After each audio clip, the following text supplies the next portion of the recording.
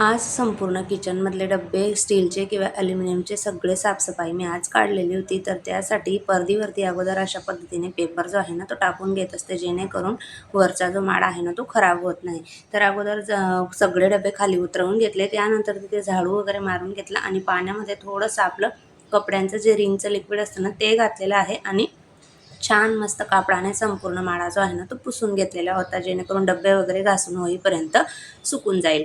तर आता इथे ॲल्युमिनियमचे डब्बे आहेत ना, आपला काळा साबण येतो ना आणि बारीक तार येतो, त्याच्याने मी संपूर्ण ॲल्युमिनियमचे डब्बे जे होते ना ते घासून घेतलेले होते. इतकी छान चकाकी आलेली होती ना डब्यांना, खूप मस्त छान निघतात काळ्या साबणाने. जर तुम्ही ॲल्युमिनियमचे डबे घासत नसणार ना, तर एकदा काळ्या साबणाने घासून बघा, अगदी छान चकाकी येते ॲल्युमिनियमच्या भांड्यांना.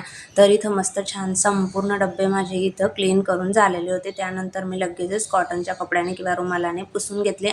सगळे डबे व्यवस्थित छान सुकल्यानंतर त्याच्यातलं सामान जे होतं ना ते सगळं त्याच्यामध्ये भरून दिलं आणि वरच्या झाकणांना अशा पद्धतीने मी प्लास्टिकचा पेपर जो आहे ना तो लावून घेत असते, जेणेकरून झाकणं जे आहेत ना ते खराब होत नाही. तर अशी आजची साफसफाई जी होती ना अगदी छान अशी क्लीन झालेली होती.